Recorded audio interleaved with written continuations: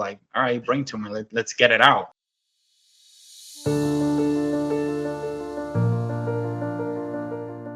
I was born and raised in Puerto Rico. Right now I live in Tampa, Florida.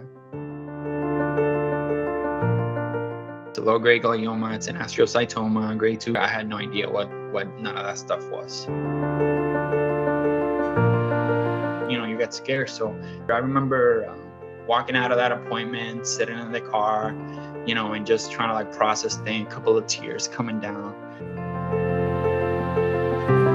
One morning after we dropped the kids off at school, I'm like, hey, let's go drink a coffee. As soon as we sit down for the coffee, I'm like, hey, so I talked to the doctor and apparently, I got a brain tumor that's growing. What? Starts crying. I'm like, no, but it's okay. It's okay.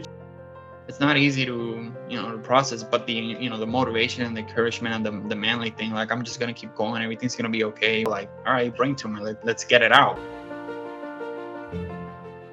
Like this morning I woke up, I blew my nose and then there's blood coming out of my nose. Like, what do I do with that?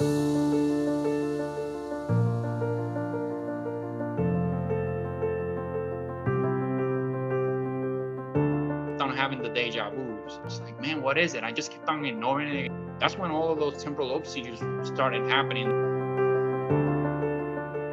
He was the one that told me, like, yeah, we need to get it out now. Like I mentioned earlier, it's not easy. The thing, like the headaches that I get, like this morning I woke up, I blew my nose and then there's blood coming out of my nose. Like, what do I do with that, right? It's not easy to kind of like get used to that. I take seizure medication and I do MRIs. It went from every 2 months, 3 months. I did it 6 months, down to 4 months.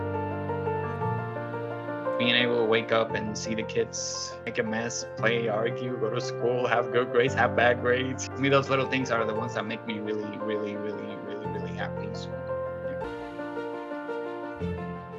listen, you've done your time, you've done your service. Now it's our turn to take care of you.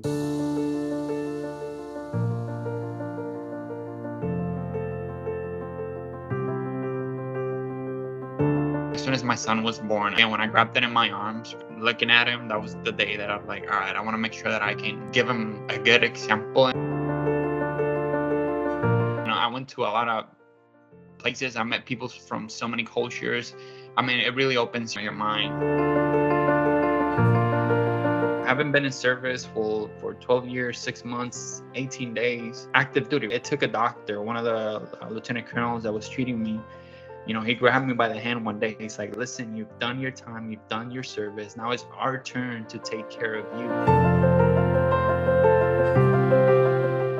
One of my really good friends, we were deployed together. He was one of those guys that he would just show up at random times. He will spend 5-10 minutes talking with me and then he will leave. Those little minutes, man, they were the best 5-10 minutes, right? I'm going through chemo or radiotherapy, but he would just knock on the door, show up. It makes me think that everything happens for a reason.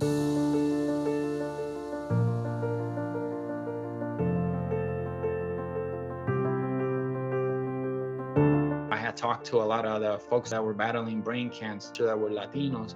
When you have a conversation with some of those folks, like, hey, what can we do to help, or how can we focus on beating cancer?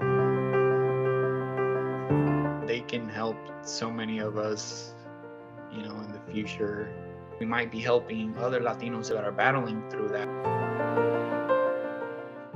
They're taking this amazing initiative where they're trying to learn as much as they can about the low-grade gliomas to educate really everyone around the world. I could help other people that are battling the low-grade gliomas. Just thinking about it every day gives me a lot of motivation and happiness. It makes me think that everything happens for a reason.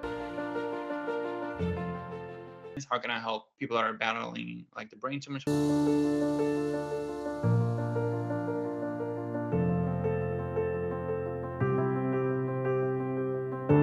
Having a low-grade glioma, as soon as you go on the internet, you Google it, there isn't really anything. And once I started feeling a little bit better, I'm like, how can I help people that are battling like the brain tumors?